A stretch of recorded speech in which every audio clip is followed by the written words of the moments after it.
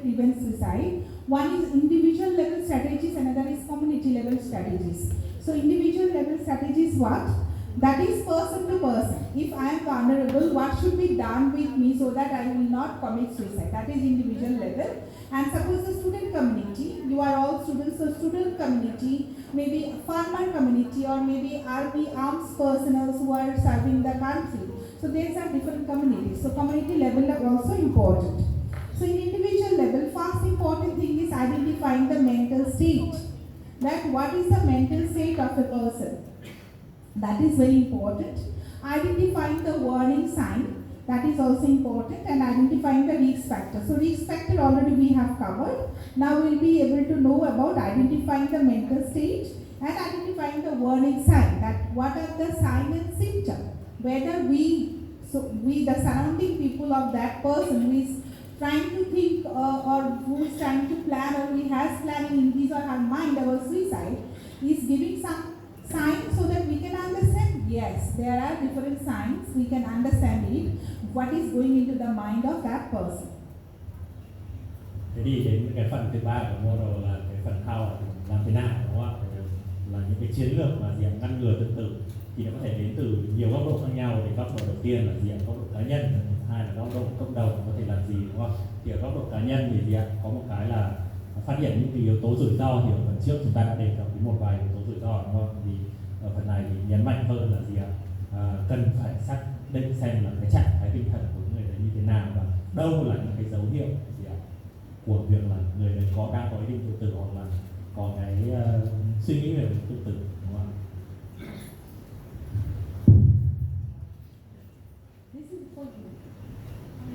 I have my your job is literally very tough. I understand. So please have some water. So individual level, identifying the mental state. There are different ways of identifying mental state. I'll just give two examples of how, some just part of some theories, not going into the detail of theories. First of this is a 3-step theory given by Consley and May 2015. That is a 3ST theory of suicide. The first one, we need to know that is there any pain? If we are trying to help a person individually, person to person, then we need to know that is there any pain and hopelessness. So if it is yes, that means there is the person is very much vulnerable. That means there is a desire. If no, then it's okay, green signal, fine, no problem. If the pain is overwhelming, is it very much so that the person is not able to control the pain? So if it is yes, then there may be strong suicidal desire. And third one is that, is the person capable to commit suicide? The person has all the means available to commit suicide or not? If it is yes, then there is a chance for suicide attempt. So if it is no, then there is no, that the person is not that much vulnerable to attempt suicide. But if all these three answers is yes, positive answer, that means the person is vulnerable. So that's why it is known as 3-step theory of suicide. Thì ở đây thì có một cái mô hình gọi là mô hình 3 bước của việc tự tử, đúng không? Là của hai tác giả Consley và May năm 2015, đúng không? Thì ở đây thì nó có 3 bước. Bước đầu là gì? Đặt ra câu hỏi là có cái nỗi đau hay cái sự tuyệt vọng ở đây không? Thì nếu mà câu trả lời là không thì sẽ gần như là không dẫn đến cái việc là ý định hoặc là kiểu cái lý do là gì đam mê, khao khát tự tử, đúng không? Đó, thế nếu mà có thì là có khao khát, đúng không?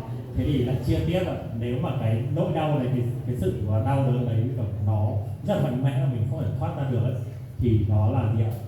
Có một cái ý định, cái khao khát tự tử rất là mạnh. Còn nếu mà không thì cái khao khát tự tử đấy nó chỉ bình bình thôi, nó cũng bình thường, đúng không? Cái bước thứ ba là cái người đấy có khả năng thực hiện các cái hành vi tự tử không, kiểu cái ý định tự tử không, đúng không?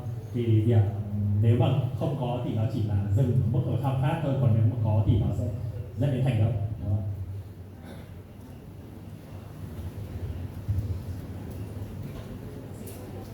This is basically, we can say that this is a continuum pathway of suicidality. It's not that in a single day, until unless it's an impulsive attempt, it's not that a single day a person will, start just suddenly jump and commit suicide. There is something called suicidal ideation, then suicide planning, then attempt and successful one. So there is a continuum pathway. It's not a single attempt, single thing. It's a continuous process which is going on into the mind of the person. That can be, this is totally non-suicidal, and that may be suicidal ideation. That means sometimes the person may have, okay, let me commit suicide, and then it just flew. So it may be coming and going into the mind. Then the suicidal ideation which comes very quick, very continuously into the mind of the person, that why should I live? What is the meaning of my life? There is no one who loves me. There is no one who cares about me. I don't have any friend. I don't have any boyfriend or maybe girlfriend. So many frustrating statements about the life. So if the person is having so many frustrating statements in the life, and then the person may think that, okay, then I'm just fed up of this life, so I'll get peace when I'll not be in this life. So that is the thinking which we call as suicidal ideation. And then suicide-like gestures. The person will express some gestures regarding suicide or attempting suicide. Non-serious suicide attempt, that if you have the gesture, then that will come that non-serious suicide attempt might be cutting your nerves a little bit so that it will not end your life, something like that. Then specific suicide plans, that when and how I can commit suicide, something in a very specific manner. And then coming to, and what are the other factors, that if the lifestyle is very risky, that also makes the person very much vulnerable. And then coming to serious suicide attempt and completing suicide. It basically comes from this side, this way to this way, and then completed suicide. So it's a continuous process which we often call as continuum pathway of suicidality.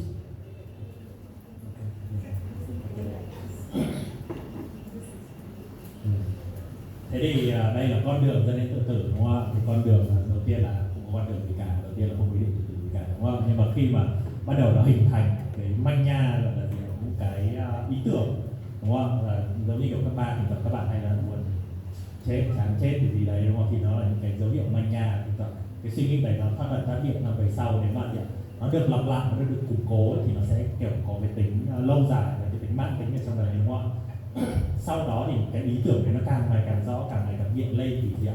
Cá nhân bắt đầu thực hiện những cái việc tự tử, những cử chỉ, đại khái là gì ạ? Những cái hành vi về mặt tự hạ như là giật tay hay là gì đấy, nó thể hiện những cử chỉ, đúng không? Đó, và gì ạ? Sau đấy thì người ta bắt đầu nhập tràng vào những cái lối sống mà nó mang tính rủi ro cao hơn. Ví dụ như là gì, những người tự tử chẳng hạn như là gì, đi ra ngoài đường cứ phóng bạt mạng 70 cây một giờ mà chết thôi, kiểu thế, đúng không? Đấy, xong rồi gì ạ? Sau đấy là bắt đầu lên những kế hoạch, kế hoạch ban đầu nó sẽ không rõ ràng, và ngày sẽ càng rõ ràng thì nguy hiểm càng ngày càng cao.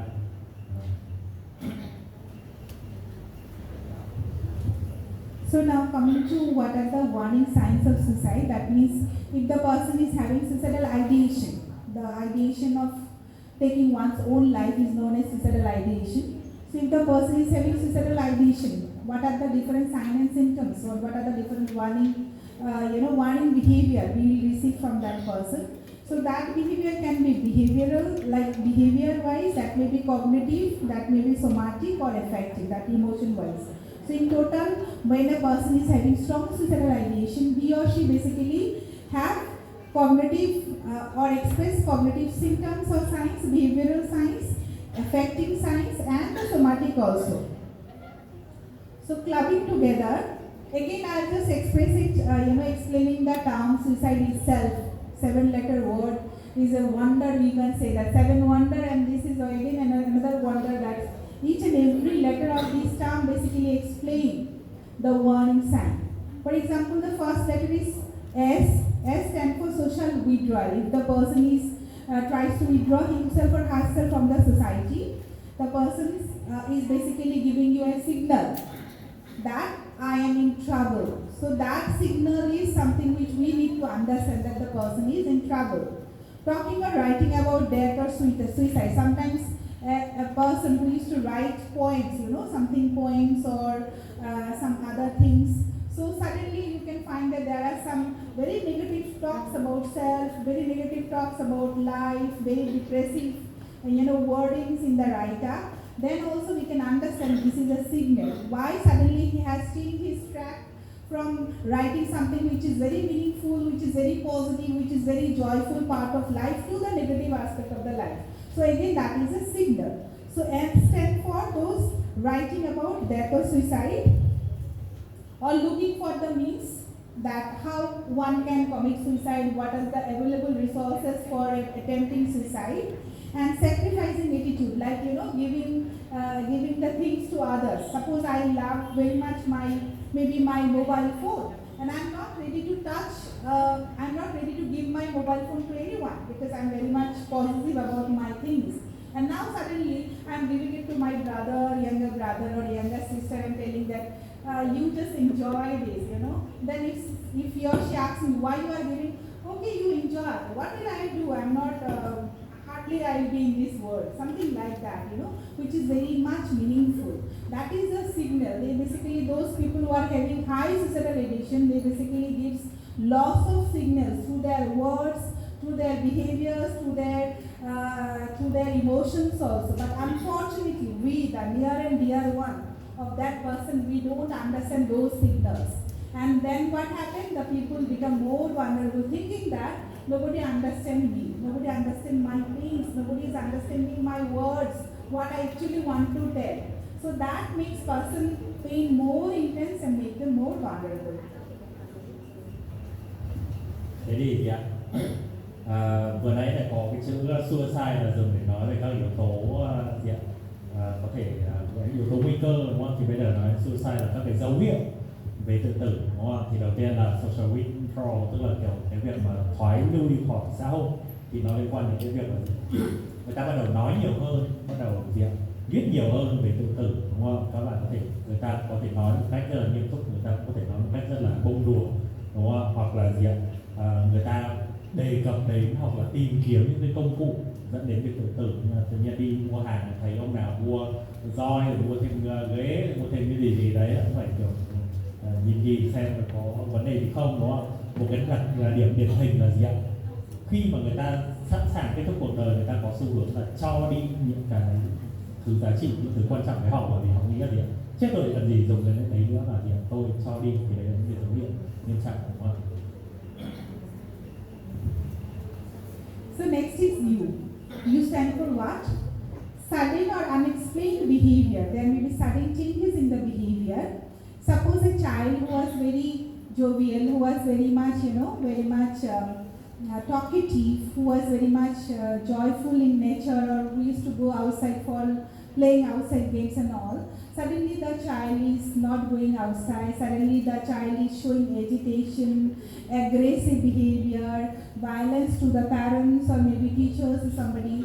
So that is basically a signal that the child is in crisis. Who was very much cooperative, very much silent in the class, or maybe very much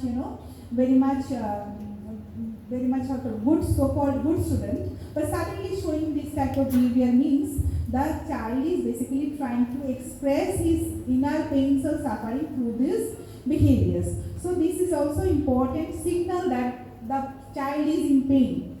And then showing, as I said, restless behavior or distress, these are basically signals that there is some unexplained or unusual behavior, quote unquote unusual behavior, that means which is not usual behavior of a person. If that person is showing some unusual behavior, so that is a signal that there is something wrong, there is something big question, and we need to intervene that question itself as a student of psychology, or maybe as a student of as a social scientist. So we need to understand that the question that why the person is giving this signal to us. Tiếp theo là chữ U, đúng không? Là những cái hành vi, những cái điều mà không thể lý giải được, hoặc là những cái gì đấy nó rất là ví dụ bình thường những người đấy là những người hay nói, đúng không? Tất nhiên là không thấy nói năng gì, nhưng mà ngược lại cũng những người bình thường rất nói rất nhiều, xong rồi tự nhiên đến lúc là không nói nữa, đúng không? Nó là tự nhiên đột ngột thay đổi rất nhiều hành vi về cách nói năng, về cách cư xử, đúng không? Nó đều có thể dẫn đến cái việc là đấy là những cái dấu hiệu báo hiệu, hoặc là kiểu có thể là cái dấu hiệu của việc là người đấy luôn cảm thấy mệt mỏi, đúng không? Hay là luôn cảm thấy cáu gắt với bố mẹ, rồi đưa ra những hành vi bạo lực, đúng không? Thì nó đều là những cái dấu hiệu cảnh báo là tôi đang muốn tự tử đấy, đúng không?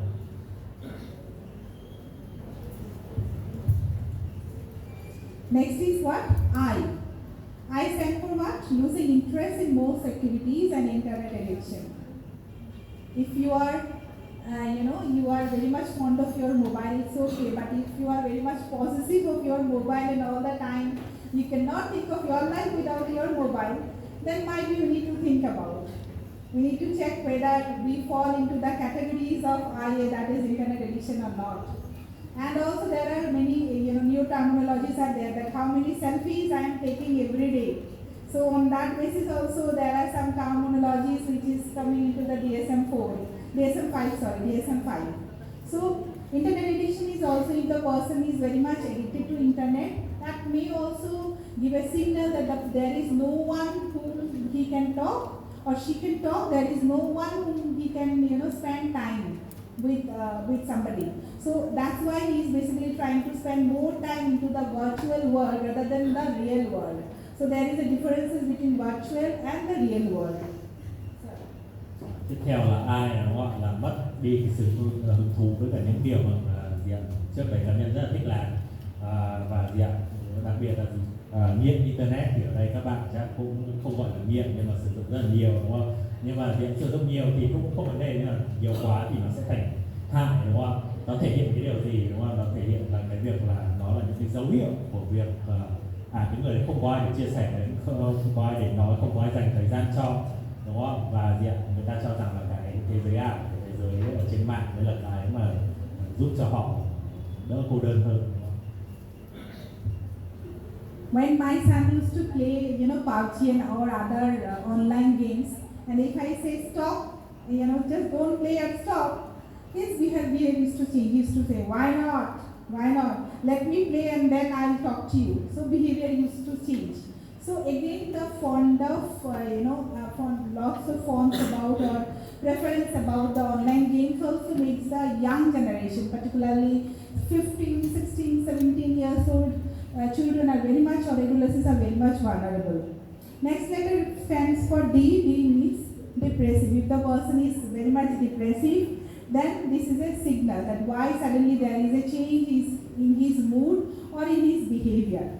And then letter is E, that is if there is any mood changes, experiencing dramatic mood changes or excessive guilt feeling. I have sometimes, we have a counseling center in our university, in our department, and I being a counselor of that center, I do often cross different students related problems.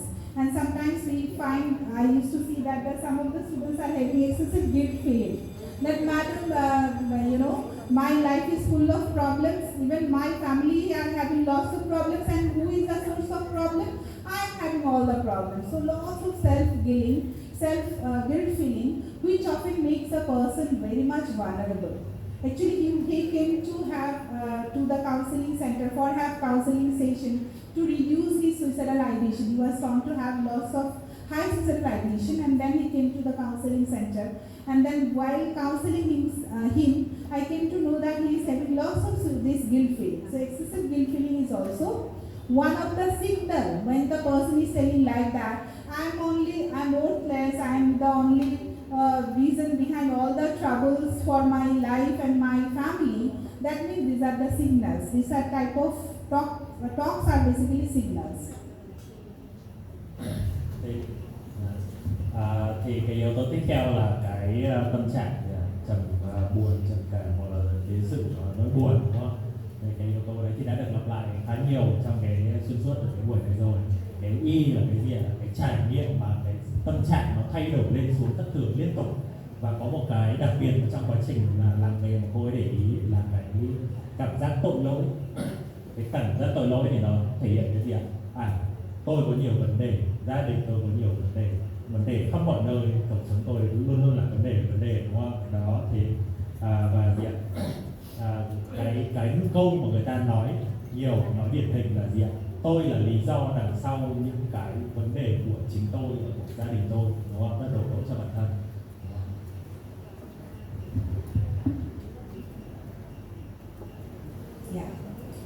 So we have discussed about the suicide warning signs, and then coming to the we have understood the mental state and warning signs, and now coming to how we can prevent crisis, that what should be the crisis intervention. One of the important crisis intervention, those who are having these emotional issues or high suicidalization or other maybe some psychological or emotional problems, life skill training is very important to provide them.